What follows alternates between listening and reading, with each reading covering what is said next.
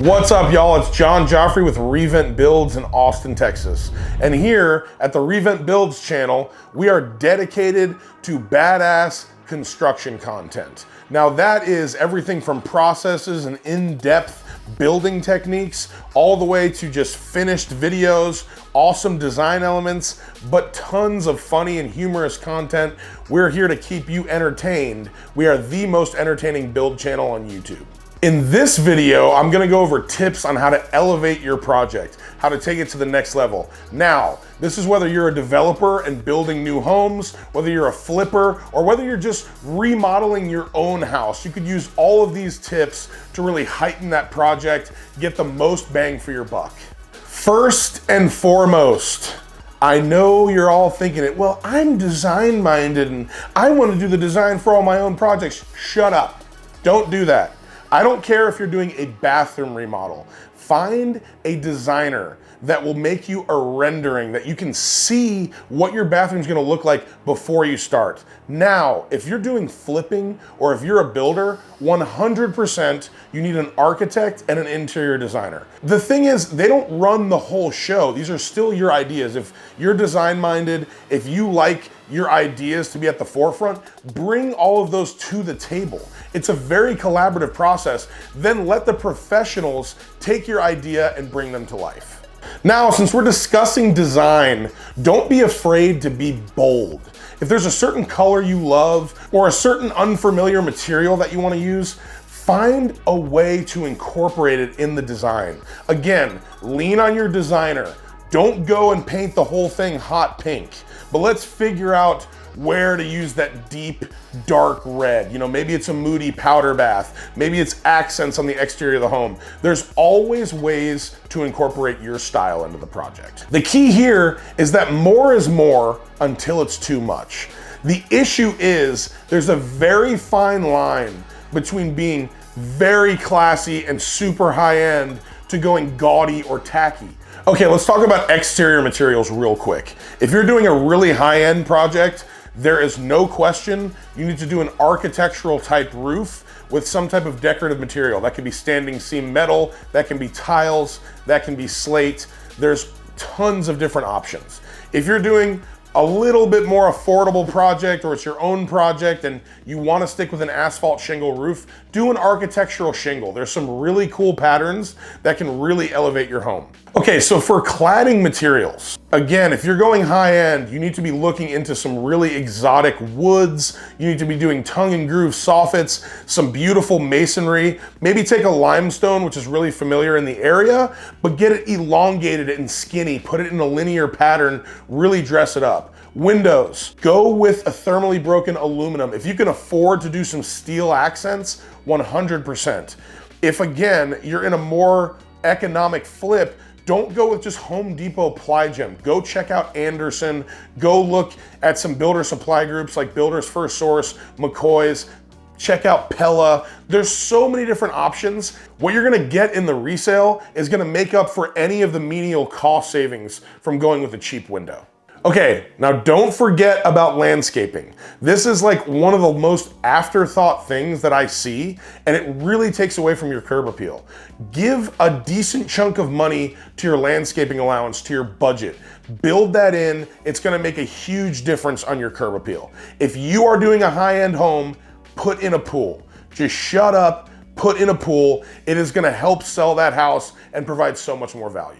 Now, let's just talk about floor plan and flow. To me, the biggest thing is do not be held hostage by your floor plan sale.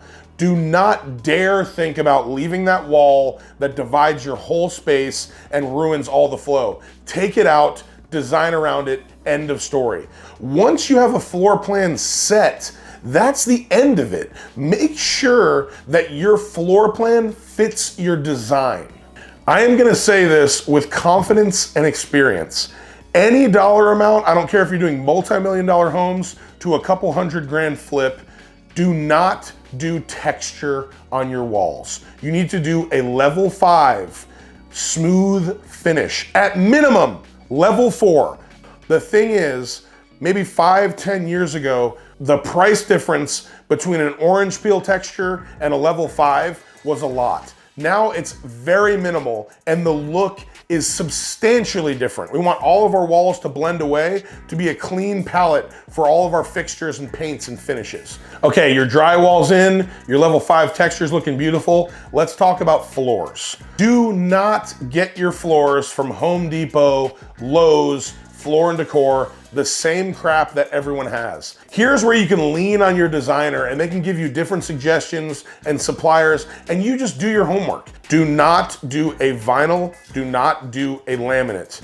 Go with, at minimum, an engineered hardwood. There is price differences from $2 a foot all the way to $15 a foot just in engineered hardwood. Another thing that you do not want to use at all costs is a click lock floating floor. They are not good, they feel hollow, they separate. Do a glue down or a nail down, or hell, even both. Do not do a floating floor. I have done it, I have regretted it, I will never do it again. Just don't do it. All right, flooring's in. It's time for doors and trim. If you can help it, especially if you're doing a new build, all your doors have to be 8 feet tall. You might be restricted by your ceiling heights on some remodels or flips. Try to do the biggest door size you can. Always try to make your doors wider. Try to avoid doors that knock into each other or that are really small and crammed and create a traffic jam. Another way to do something really cool with doors is do a sauce hinge or concealed hinge door. So what that is the hinge is mortised into the door slab, which is the door itself, and the door frame. So you do not see the hinges on either side of the door, but one side of that door is going to be completely flush. So what you can do is set that door back in your door frame, the thickness of your drywall if you want it all to be flush, or the thickness of a wood to where you can clad the outside of the door and the wall, and you can make concealed doors. It is a really awesome technique. It takes some mastery and kind of playing with it, but if you just mess around with it, find those angles, it is spectacular. Cabinets. For the love of God, do not use a basic flat pack white shaker in your whole entire house. It is dead, it is tired, it is cheap. You get what you pay for. In my opinion, you can do paint grade, but pick some cool colors. Try a micro shaker. That's a 1-inch sticking around the door. It looks familiar. It still has the recessed panel, but it's totally elevated.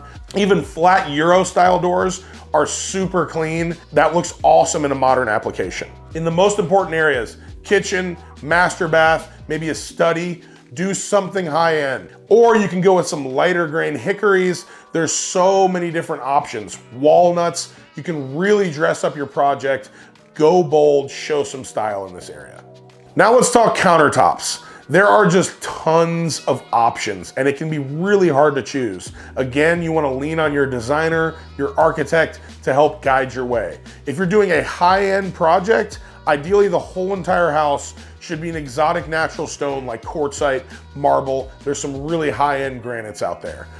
At minimum, you want to use an exotic stone in your kitchen and master bath, and then you can sprinkle in quartz throughout the rest of the project. If you're in a more affordable project, doing all quartz is fine. They have some really cool patterns. I would say switch it up, make it exciting, but make sure to use 3 cm thickness, no matter what project you're using. That's gonna be a thicker, more expensive stone. It's gonna hold up better to impacts, to heat, all that good stuff. Now, think about really interesting ways that you can use your countertop material.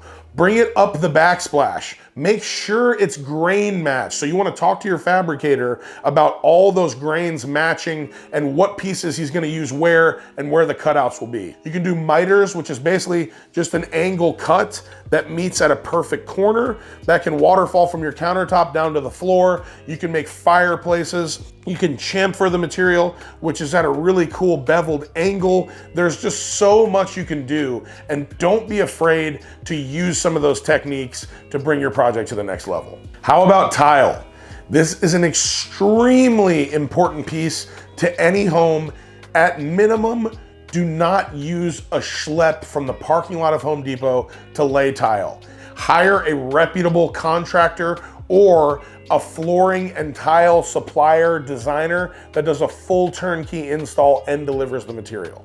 Here's a few easy things to think about when you do tile. If you have an area, let's say, where your cabinet dies, but your wall goes higher and you're like, where should I stop the tile? At the cabinet or go all the way up? Just go all the way up. Just take it to the end of that wall. Just finish it off.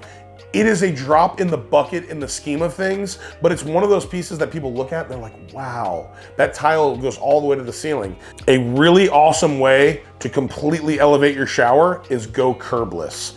Now, if you're on ground level, this is easy. You're just gonna chip out your slab, you're gonna recess that down, put in new rebar and concrete, and call it a day. You'll float that baby back up to be level with the floor, and I promise you it will look so damn sleek.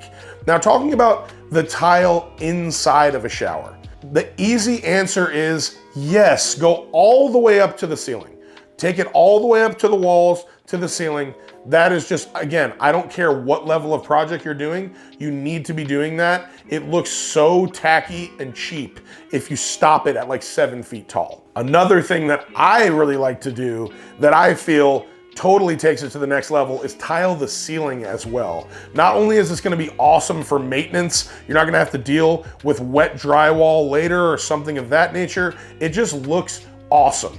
The last thing, putting the makeup on, the thing that really makes a massive difference. This is fixtures and finishes. If you are doing high-end, pick high-end crap. Import it from all over the world. Go to tons of different suppliers. Pick stuff that is not easily found. 100%, I don't care who you are, again, any project, stay away from the Home Depots and the Lowe's and going for the cheap crap that everyone can get their hands on. Go check out build.com. They have awesome options. You can find some super expensive stuff and then look for things that aesthetically look the same. Try to look into the parts. Are they all metal or are they cheap plastic? Do the valves come with them? XYZ. Again, this is why it's amazing to have an interior designer. Just pick cool stuff. If you're going super high end, just deck the whole damn house out. All right, y'all, I think I covered a lot from architecture, design, to floor plan, to tile, cabinets, countertops, all the way through finishes. There is so much more that I would love to talk about and get into detail about the actual construction methods. If you guys have any of those questions, comment below. I'll be more than happy to answer them. If there's anything else y'all would like to see, give us ideas. I really love doing this informational stuff. Obviously, we love showing finished projects, time lapse, and all the funny stuff in between too. But thank you all for watching. I love you all. Take it easy.